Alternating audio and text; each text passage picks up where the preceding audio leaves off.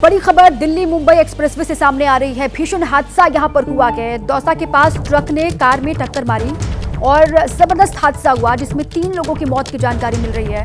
6 लोग घायल हुए हैं। हादसे के बाद की तस्वीरें भी आपको हम दिखा रहे हैं। सभी घायल दौसा जिला अस्पताल में भर्ती करवाए गए हैं। ये बड़ी जानकारी। नमस्कार, बहुत स्वागत है आप सभी का। आप देख रहे हैं एबीपी न्यूज। मैं हूं आपके साथ जया मिश्रा। बात विक्रम वर्सेस केजरीवाल की करेंगे। एबीपी न्यूज पर नरेंद्र मोदी का इंटरव्यू सुपर ट्रेंडिंग है। इस इंटरव्यू को लाखों लोग देख चुके हैं। आपने इस इंटरव्यू के आखिरी हिस्से पर गौर किया होगा जिसमें नरेंद्र मोदी कह रहे हैं कि इस बार बीजेपी विक्रम के साथ सबसे ज्यादा सीटों से सरकार बनाएगी। विक्रम शब्द का अर्थ होता है वीरता, शक्ति, यानी कि पीएम का दावा है कि बीजेपी पराक्रम के साथ हैट्रिक मारने जा रही है।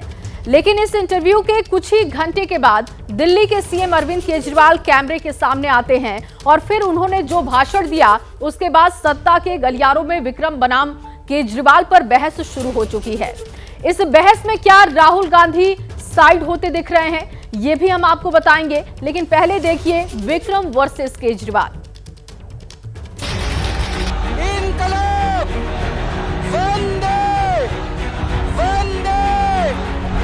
4 जून के बाद इनकी सरकार नहीं बन रही, मोदी सरकार नहीं।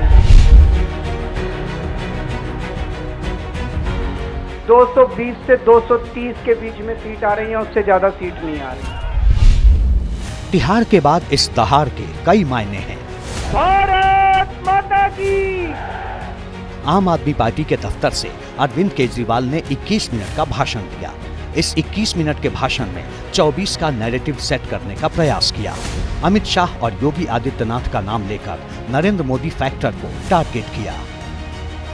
अब मोदी जी अगले साल 17 सितंबर को रिटायर होने वाले, तो मैं लोगों को, देश के लोगों को आगाह करना चाहता हूं, मोदी जी अपने लिए वोट नहीं मांग रहे। मोदी जी अमित शाह को प्रधानमंत्री बनाने के लिए वोट मांग रहे हैं। मैं पूछना चाहता हूं मोदी जी से और अमित शाह जी से, ये मोदी की गारंटी पूरी कौन करेगा? क्या अमित शाह मोदी की गारंटी पूरी करेंगे? तो मैं बीजेपी से पूछना चाहता हूं, आपका प्रधानमंत्री का दावेदार कौन है? दोस्तों, अगले साल 17 सितंबर तक अगर इनकी सरकार बनी, तो उस पे भी आऊंगा मैं। अगर इनकी सरकार बनी तो पहले अगले 2 महीने में योगी जी को निपटाएंगे। ये अमित शाह का पीएम बनना और योगी आदित्यनाथ को सीएम पद से हटाया जाना, इस परिकल्पना में आम आदमी पार्टी है ही नहीं। लेकिन फिर भी केजरीवाल बीजेपी के कद्दावर नाम गिनवाकर उन लोगों को असमंजस में डालने की कोशिश कर रहे हैं जो नरेंद्र मोदी के वोटर हैं। केजरीवाल के भाषण का पूरा एनालिसिस हम करेंगे। जो कोई बता नहीं पाया और कोई समझा नहीं पाया वो भी आपको बताएंगे। लेकिन पहले ये जान लीजिए कि आखिर 2024 के चुनाव नतीजे को लेकर नरेंद्र मोदी ने ऐसा क्या कह दिया जिससे केजरीवाल समेत विपक्ष का हर नेता टेंशन में आ गया। 4 जून को रिजल्ट आएगा, मोदी जी उस दिन क्या कर रहे होंगे?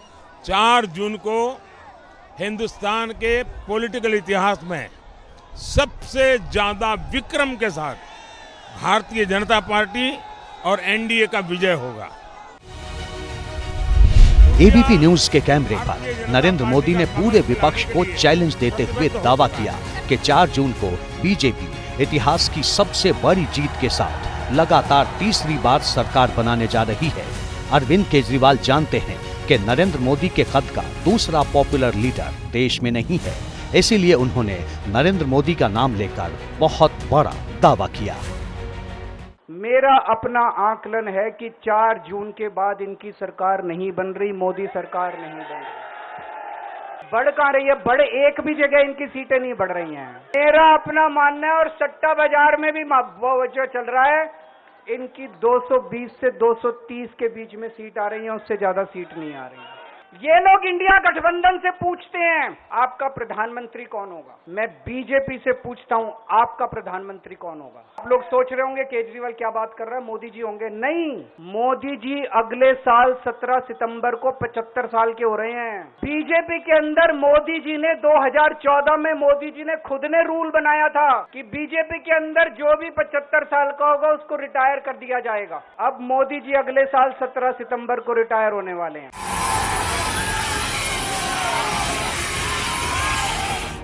केजरीवाल इस बयान के साथ बाकी बचे 4 चरणों के चुनाव को प्रभावित करना चाहते थे।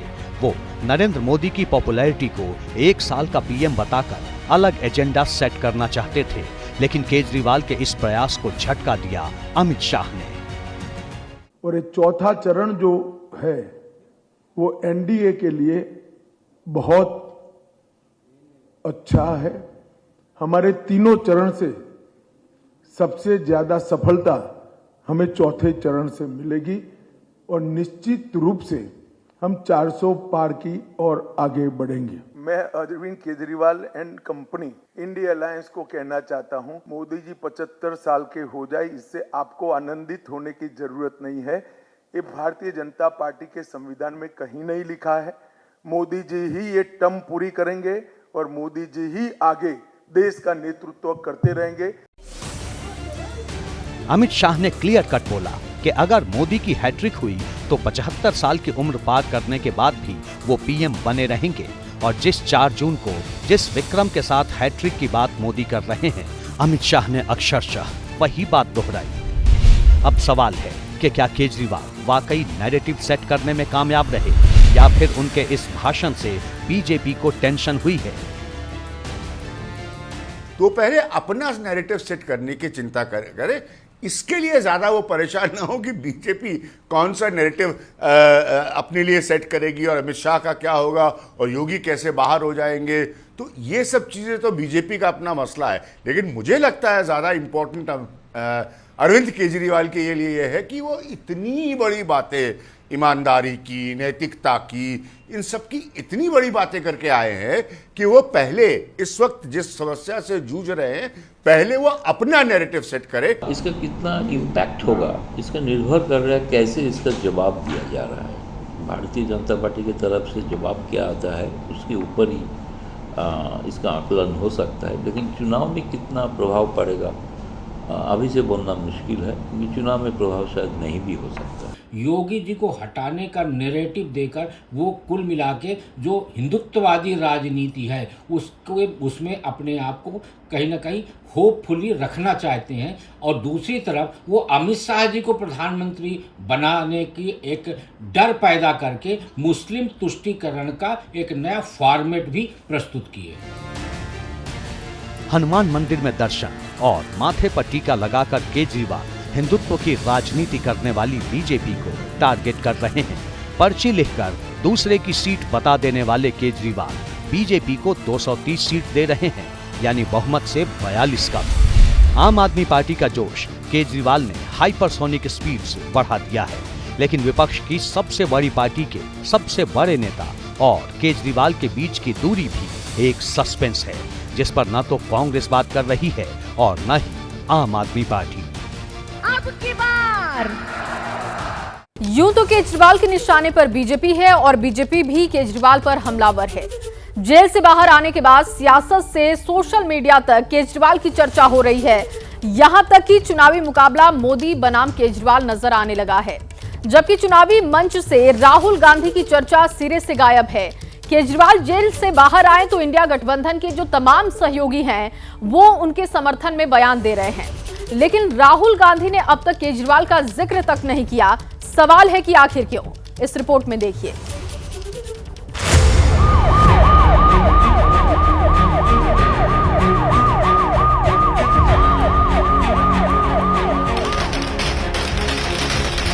मैंने कहा था ना मैं जल्दी आऊंगा।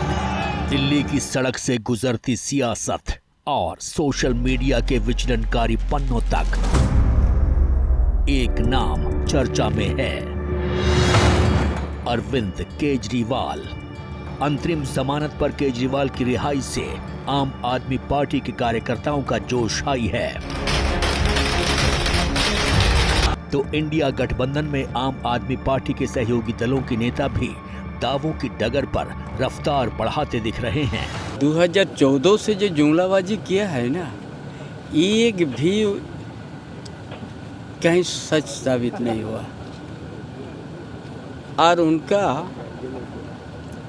मुद्दा से हट के उन लोग को प्रचार करता है। ऑपोजिशन पार्टीज का और इंडिया अलायंस का एक बहुत बड़ा उनका एक उत्साह मिलेगा काम जो जनता के बीच में और जाने का, और ये कैसे कैसे जनवाद को, डेमोक्रेसी की गला को दबा रही थी, इस आज नरेंद्र मोदी का जो सरकार करके बताने में और आसान हो।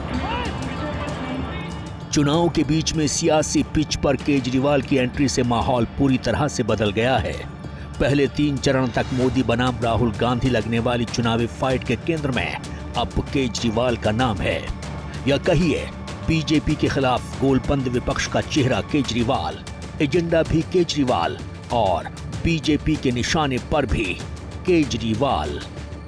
जो लोग मोदी जी से मिलने जाते हैं वो कई लोग हमें भी जानते हैं, वो बाहर आके हमें बताते हैं कि आपके बारे में सबसे पहले मोदी जी से जो भी मिलने जाता है सबसे पहले वो केजरीवाल की और आम आदमी पार्टी की 10 से 15 मिनट बात करते हैं। देखिए, सोचिए कि जिनके बाहर निकलते ही आंधी आ गई, यानी प्रकृति को भी क्रोध आ गया, तो सोचिए कि ये सोच सकते हैं कि कुदरत का कहर उनके ऊपर किस तरीके से नाजिल होगा। केजरीवाल बीजेपी को निशाना बना रहे हैं और बीजेपी केजरीवाल को, लेकिन इस राजनीतिक टक्कर में राहुल गांधी का नाम सिरे से गायब है। दिलचस्प यह है कि अंतरिम जमानत पर केजरीवाल जेल से बाहर आए तो इंडिया गठबंधन के तमाम नेताओं ने ट्वीट किए। इस फहरिस्त में मल्लिकार्जुन खड़गे समेत कांग्रेस के भी कई नेताओं के नाम शामिल हैं, लेकिन राहुल गांधी ने केजरीवाल के मुद्दे पर बोलने या लिखने से दूरी बनाए रखी। राहुल गांधी ने एक ट्वीट में महाराष्ट्र से हरियाणा और बिहार तक इंडिया गठबंधन की आंधी का जिक्र किया, लेकिन इस ट्वीट में भी केजरीवाल का नाम कहीं नहीं था। अब सवाल है, राहुल गांधी ने केजरीवाल की रिहाई पर कोई टिप्पणी क्यों नहीं की? क्यों जेल से बाहर आते ही बीजेपी का पूरा फोकस केजरीवाल पर शिफ्ट हो गया? बड़ा चेहरा राजनीति का, भारतीय राजनीति का केजरीवाल बनकर के उभरे, लेकिन अभी परिस्थितियां बदल गई हैं क्योंकि वो एक एंटी करप्शन क्रूसेडर के रूप में उन्होंने अपनी छवि गढ़ी थी। तो ऐसे में Arvind Kejriwal as a big political figure, उसमें डेंट लगा है। और राहुल गांधी ने भारत जोड़ो यात्रा और के जो 2 चरण थे उनको पूरा करने के बाद, और जिस तरीके से उनका अभी जो कैंपेन में जो अग्रेशन है, उसके लगता है कि अब वो दौर चला गया कि जब अरविंद केजरीवाल राहुल गांधी के लिए कोई ऐसी थ्रेट बनने वाले